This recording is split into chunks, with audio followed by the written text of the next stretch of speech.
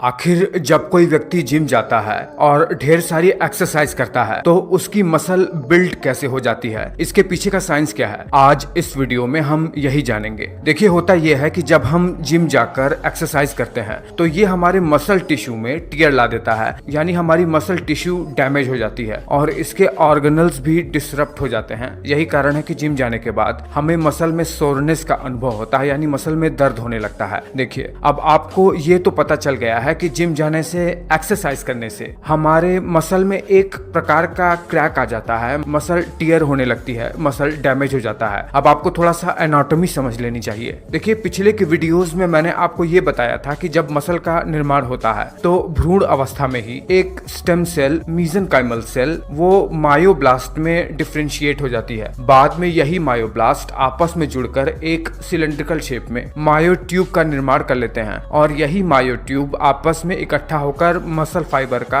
निर्माण कर लेती हैं। पर कुछ मायोब्लास्ट दरअसल मायोट्यूब में नहीं बदलते हैं, बल्कि मसल फाइबर के ही आउटर मेम्ब्रेन पर आकर चिपक जाते हैं और ये मसल फाइबर के स्टेम सेल की तरह काम करते हैं। इन्हें मसल फाइबर का सैटेलाइट सेल कहते हैं। कहने का मतलब यह है कि मसल फाइबर के ऊपर एक स्पेशल किस्म की स्टेम सेल होती है जिसे सैटेलाइट सेल कहते हैं। ये सैटेलाइट सेल डिफरेंशिएट होकर नए मसल फाइबर का निर्माण करती है। देखिए, जैसे ही मसल एक्सरसाइज की वजह से टियर हो जाती है, ये डैमेज हुई मसल दरअसल साइटोकाइन नाम के केमिकल को रिलीज करने लगती है, जिसकी वजह से इस साइट पर इम्यून सेल्स आना शुरू कर देते हैं। ये इम्यून सेल्स क्या करते हैं? वैसे तो इनका काम बहुत सारा है, पर जनरली ये इस एरिया में इन्फ्लेमेशन पैदा करने लगते हैं। इससे होता यह है कि मसल फाइबर पर मौजूद ये जो सैटेलाइट सेल है वो प्रोलिफरेट करने लगती है, मतलब डिवाइड होकर अपनी संख्या बहुत ज्यादा बढ़ाने लगती है और इस सैटेलाइट सेल को प्रोलिफरेट होने के लिए प्रमोट करता है एक स्पेशल किस्म का सेल जिसे कहते हैं फाइब्रो एडिपोजेनिक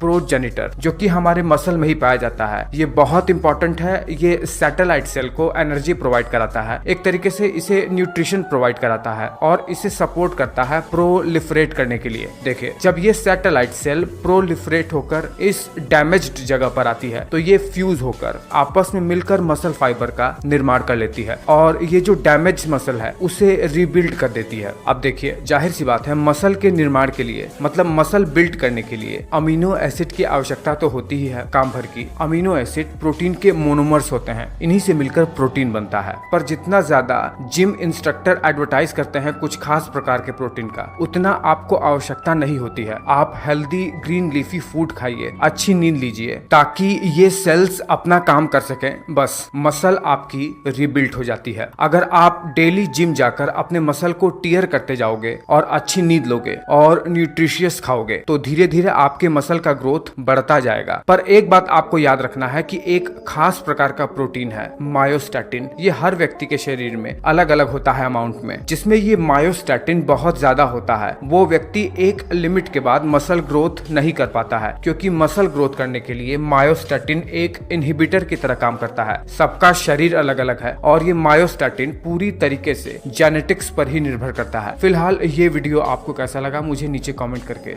जरूर बताना।